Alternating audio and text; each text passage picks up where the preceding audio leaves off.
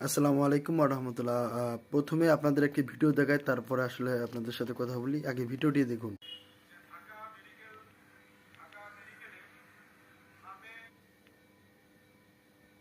যারা আক্রান্ত শিশুদের জায়গা সংকুলন না হয় তারা অস্থায়ী একটি মেডিকেল ক্যাম্প করতে চেয়েছে হামের আক্রান্ত শিশুদের জন্য ঢাকা বিশ্ববিদ্যালয় কেন্দ্রীয় খেলার মাঠে, কিন্তু সেটিতে আপত্তি তুলেছে ডাকসুর নেতৃবৃন্দ।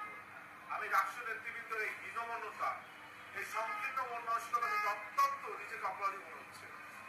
আমি ডাকসুকে স্পষ্ট জানিয়ে দিতে চাই, ঢাকা বিশ্ববিদ্যালয়ের শিক্ষার্থীরা ঢাকা বিশ্ববিদ্যালয়ের বিভিন্ন ক্যাম্প দিলগ্নে, বাংলাদেশের ক্যাম্প দিলগ্নে জাতীয় স্বার্থে সবসময় কিন্তু বাংলাদেশের মানুষের। আপনারা যে ভিডিওটি দেখলেন, এটা হচ্ছে ছাত্রদলের বহিষ্কৃত নেতা তানভীর বারী হামিম এবং সাবেক জিএস পদপ্রার্থী ছিল।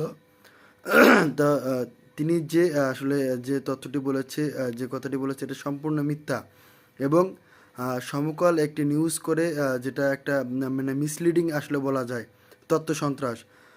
মেন ফ্যাক্ট যেটা, সেটা ডাকসু সম্পাদক এবি জেবার সেটা ক্লিয়ার করেছে।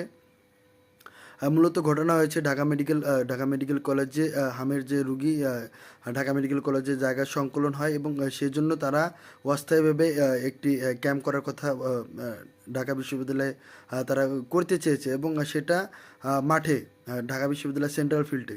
তো ডাকসু সম্পাদকরা বলেছে যেহেতু আপনারা মাঠে করবেন, সেহেতু আপনাদের সমস্যা হতে পারে এবং বর্তমান খেলার সিজন, ছাত্রছাত্রীরা মাঠে আসবে খেলার জন্য। অতএব আপনারা ঢাকা মেডিকেল যে সেন্টার আছে, ঢাকা বিশ্ববিদ্যালয় মেডিকেল সেন্টারে, সেখানে জায়গা ফাঁকা আছে এবং আপনাদের কাজের সুবিধা হবে এবং কাজের সুবিধা হবে আর আপনারা ঠিকমতো সঠিকভাবে কাজটি করতে পারবেন এবং আপনাদের জন্য পর্যাপ্ত সুযোগ সুবিধা সেখানে আছে।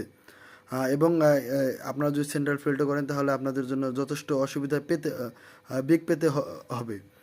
এই যে বিষয়টা, ঢাকা বিশ্ববিদ্যালয় কেন্দ্রীয় ছাত্র সংসদের সম্পাদক এবি জুবাইরা কিন্তু বলেছে যে আপনারা ঢাকা মেডিকেল সেন্টারে করুন, কিন্তু সমকাল নিউজ করছে যে ডাকসু সম্পাদকদের বাধার মুখে ঢাকা বিশ্ববিদ্যালয় অস্থায়ী ক্যাম্প করতে পারলো না ঢাকা মেডিকেল কলেজ হামের চিকিৎসার জন্য।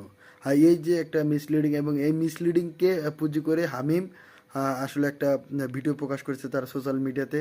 এটা অত্যন্ত লজ্জাজনক একটি বিষয়।